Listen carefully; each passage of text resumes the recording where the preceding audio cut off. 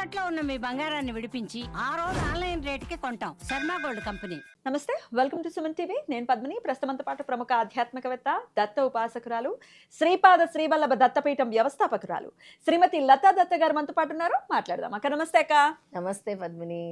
అక్క, ఈ సంవత్సరంలో వచ్చేటటువంటి ఆఖరి ఏకాదశి పాల్గొన అంటే తెలుగు మాసాలు అంటే అప్పుడే అయిపోయింది ఇయర్ అనుకోకండి.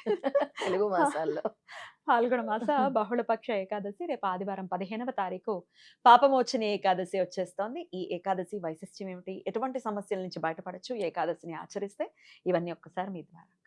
తప్పకుండా పద్మిని, పేరులోనే ఉంది పాప విమోచని ఏకాదశి అని. మన పాపాల నుంచి విముక్తి పొందటానికి ఈ ఏకాదశి వ్రతాన్ని ఆచరిస్తే మన పాపాలన్నీ కూడా తొలగుతాయి అని మన సనాతన ధర్మం చెప్పింది.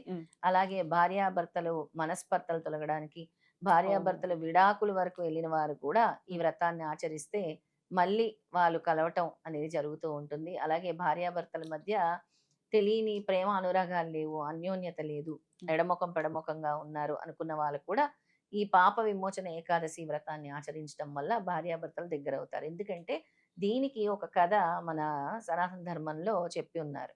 ఎలా అంటే యుధిష్ఠరుడికి శ్రీకృష్ణ పరమాత్మ చెప్పిన కథని నేను చెప్తున్నాను. మేధావి అనే అతను ఘోర తపస్సు ఆచరిస్తూ ఉన్నాడు.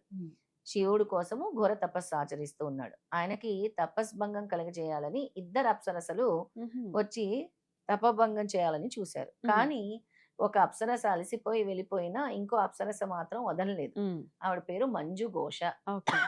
ఆ మంజు ఘోష తనని ఎలాగైనా వశం చేసుకోవాలని ఇక తన వశం చేసేసుకుంటుంది మేధావి. ఆయన తపోభంగం అయ్యింది. ఆయన తపోభంగం కలుగుతుంది. తపోభంగం కలిగి మంజు ఘోషని పెళ్ళాడతాడు. తర్వాత మంజు ఘోషకి కొన్నాళ్ళైన తర్వాత ఆకర్షణ తగ్గుతుంది మేధావి పైన. అప్పుడు మేధావికి చాలా కోపం వచ్చి నువ్వు కురూపిగా మారాలి అని శపిస్తాడు. భార్యాభర్తలు ఈ విధంగా ఇద్దరు కూడా పాపాలను మూటకట్టుకొని ఉంటారు. అప్పుడు ఒక మహర్షి వాళ్ళకి తారసపడి ఆ మహర్షి చెప్తారు, మీరిద్దరు కూడా ఈ పాప విమోచన ఏకాదశి వ్రతాన్ని ఆచరించడం వల్ల, విష్ణుమూర్తి ఆరాధన చేయటం వల్ల, విష్ణు సహస్రనామాలు జపించడం వల్ల, ఏకాదశి వ్రతం ఆచరించి ఉపవాసం ఉండి మర్నాడు పారణ సమయం వరకు ఈ విధంగా ఆచరించి సత్యనారాయణ స్వామి వ్రతం చేసిన, విష్ణుమూర్తిని పూజించినా కూడా మహాఫలితం కలుగుతుంది, మీ పాపాలు తొలగిపోతాయి అని ఆ మహర్షి చెప్పడం జరుగుతుంది. మహర్షి చెప్పిన విధంగానే మేధావి మంజు ఘోష కూడా ఈ వ్రతాన్ని ఆచరిస్తారు. వాళ్ళ యొక్క పాపాలన్నీ కూడా తొలగిపోతాయి, మళ్ళీ ఇద్దరు కలుస్తారు.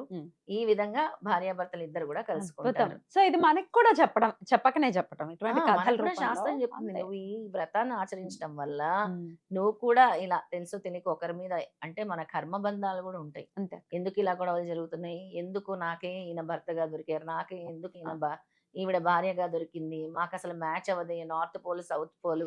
కానీ north pole south poles tracks తప్పదు, అలానే ఉంటుంది. ఏ భార్య అలాగే ఉంటాయి. రెండు డిఫరెంట్ పోల్స్ అయినా కలిసి ప్రయాణించాలి ఒకే నావలో.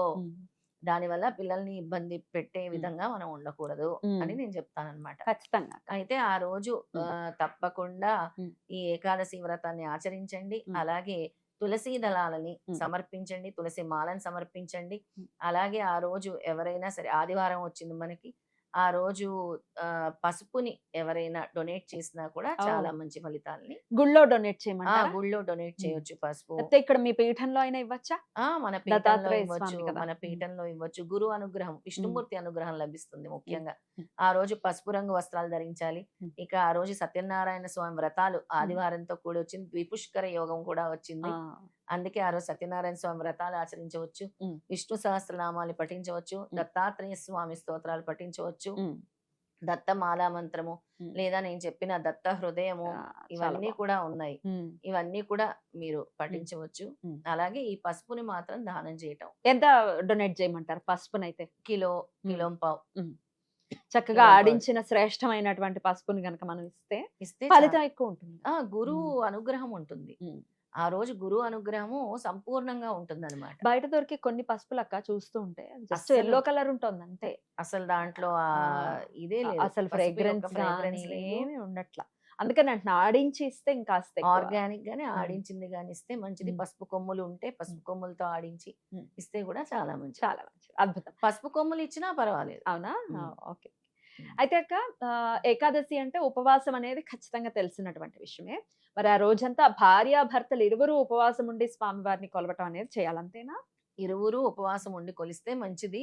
కానీ ఇప్పుడు ఉండే పరిస్థితుల దృష్ట్యా బీపీ, షుగర్‌లు, మాకు కాళ్ళు చేతులు వణుకుతున్నాయి అన్న వాళ్ళు చాలా మంది ఉంటారు. అల్పాహారం పళ్ళు లాంటివి తీసుకోవచ్చు. ఓకే. ఫ్రూట్స్ లాంటివి తీసుకోవచ్చు. హ్మ్. అంతే. ఇంతకీ మరి పారణ ఒకవేళ ఉపవాసం ఉన్న వాళ్ళకి మర్నాడు ఎప్పుడుందక్క పారణ? మర్నాడు ఉదయాన్నే 8:40 పారణ సమయం. ఓకే. అప్పుడే తినాలి భోజనం అప్పుడు అది. అప్పుడే తినొచ్చు. అద్భుతం అక్క. సో ఏకాదశి అనేది డెఫినెట్ గా ఆచరించడం మొదలు పెడితే జీవితంలో వచ్చే మార్పులు చాలా చాలా అద్భుతంగా ఉంటాయి. అంటే ఫస్ట్ మన హెల్త్ సెట్ అయిపోతుంది అవును. కదా. అవును. ఆ. ఆ ఫాస్టింగ్ అనుకుంటాం గానీ, ఆ ఫాస్టింగ్ మన బాడీని ట్యూన్ చేస్తుంది. డెఫినెట్లీ. మన ఎనర్జీస్ ఏవైతే బ్లాక్ అయి ఉంటాయో మన షట్‌చక్రాల్లో హ్మ్. ఒక్కొక్క ఎనర్జీ రిలీజ్ అవుతూ వస్తుంది. అంటే ఒక నెల చేస్తేనే నీకొచ్చేస్తదా అని కాదు. కాదు. ఈ ఏకాదశి వ్రతాన్ని నువ్వు ఆచరించి ఒక సంవత్సరం పాటు చూస్తే ఖచ్చితంగా. నీ ఎనర్జీ లెవెల్స్ నీకే తెలుస్తాయి. నీ ఒంట్లోని శక్తి జాగృతం అవుతుంది. కడుపులో పట్టిన బిడ్డ వెంటనే డెలివరీ అయిపోడు కదా. 9 నెలలు 9 పడుతుంది. నెలలు మొయ్యాలి. అలా. సో దేనికైనా కొంచెం సమయం అనేది ఇవ్వాలి. అప్పుడు ఫలితం ఖచ్చితంగా అనేది ఇవ్వాలి. ఉంటుంది. సమయం ఇస్తేనే హ్మ్. మనం కూడా దాన్ని ఆచరిస్తాం. అందుకే అంటారు మండల దీక్షలంటారు. అవును. మాలలంటారు, వ్రతాలంటారు. హ్మ్. దీక్షలంటే హ్మ్. ఎన్ని రోజులుంటాయి? 41 రోజులు, 49 రోజులు అలాగే ఉంటాయి దీక్ష. ఖచ్చితంగా. ఖచ్చితంగా. విష్ణుమూర్తి అనుగ్రహాన్ని పరిపూర్ణంగా ఈ సంవత్సరంలో ఇక లాస్ట్ ఏకాదశి కాబట్టి ఖచ్చితంగా ప్రతి ఒక్కరూ కూడా ఈ ఏకాదశిని ఆచరించాల్సిందిగా ఈ సందర్భంగా మనవి చేస్తూ, భార్యాభర్తల మధ్య ప్రతి ఇంట్లోనూ ఈ సమస్యలున్నాయి. మా అవును. ఇద్దరికీ పడట్లేదు, సఖ్యత లేదు, నా మాట వినడు, లేకపోతే ఎక్స్‌ట్రా మ్యారిటల్ అఫైర్స్. చాలా కోకొల్లలు. ఆ మ్యారిటల్ అఫైర్స్ అయితే అనుకో చంపేయటమే. బాయ్ ఫ్రెండ్ గురించి భర్తని చంపేయటము, గర్ల్ ఫ్రెండ్ గురించి భార్యని చంపేయటము. ఇవి మాత్రం చూడలేకపోతున్నాం. చూడలేకపోతున్నాం. ఇవన్నీ కూడా బ్యాలెన్స్ అవ్వాలంటే దయచేసి ఆధ్యాత్మిక మార్గంలోకి రండి. అప్పుడు ఈ చెడు ఆలోచనలు, దురాలోచనల నుంచి దూరంగా ఉంటారు మీరందరూ. అంటే అటువైపు వెళ్ళకుండా మీ మనసుని ఇటు మారుస్తూ ఉంటాడు భగవంతుడు. రైట్ పాత్‌లోకి వెళ్ళండి దయచేసి. ఖచ్చితంగా. అక్క ఇవాళ రేపు జనరేషన్ మనం చూస్తున్నాం అంటే పెద్దవాళ్ళు మనకి చెప్తున్న రీత్యా అడుగుతున్నటువంటి ప్రశ్న. వాళ్ళ ఇంట్లో అత్తగారు, మావగారు గాని లేకపోతే ఇరువైపులా ఎవరైనా తల్లిదండ్రులు గాని, మా పిల్లలు ఇట్లా విడిపోయి ఉన్నారండి, పెద్దగా పట్టించుకోవట్లేదు కూడా, ఎవరి జీవితాల్లో వాళ్ళు ఉన్నారు. వాళ్ళిద్దరూ మళ్ళీ కలిసి ఉండాలనుకుంటున్నాము. వాళ్ళు మాత్రం ఈ రెమెడీలు చెయ్యరు అని చెప్తూ ఉంటారు. మరి చాలా బాగా అడిగావు. నా దగ్గర కూడా ఎంతో మంది పీఠానికొచ్చి కూడా మా అబ్బాయి చేయడండి, అక్కడ వినట్లేదండి, లేదా మా అమ్మాయి కూడా వినట్లేదండి, ఇద్దరూ మొండిగా ఉన్నారు. మరి ఎలా అతుకుతుంది? మీ జీవితం ఏంటి? ఎలా అతుకుతుంది అసలు అసలు ఆ వాళ్ళకి అసలు బంధాన్ని డజంట్ మ్యాటర్ లాగా ఉన్నారండి అనే వాళ్ళు ఉంటారు. అని ఉన్నారు. అప్పుడు ఈ తల్లిదండ్రులు ఏమైనా స్వామి వారికి విన్నవించుకోవచ్చా? తప్పకుండా విన్నవించుకోవచ్చు. హ్మ్. ఇలాంటి ఏకాదశి వ్రతాన్ని ఆచరించాలి అని చెప్తాను. హ్మ్. ఏకాదశి వ్రతాన్ని ఆచరించాలి. నేను ఎప్పుడూ చెప్తూ ఉంటాను.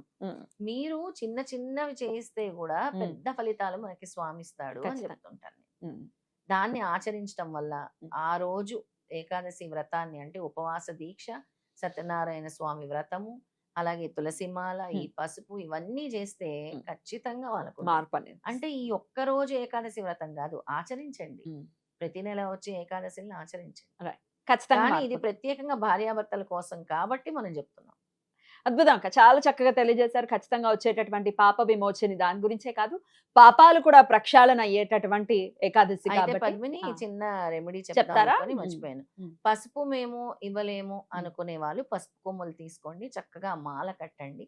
పసుపు కొమ్ములు మాల కట్టండి. 21 గాని, 54 గాని, లేదా 108 గాని కట్టి విష్ణు ఆలయంలో సమర్పించండి. ఆ పసుపు కొమ్ముల మాల తప్పకుండా అమ్మవారికి, అయ్యవారికి కూడా ఇస్తారు. అద్భుతం అక్క. చాలా చక్కగా తెలియజేశారు. కృతజ్ఞతలు అక్క. నమస్తే అక్క. నమస్తే.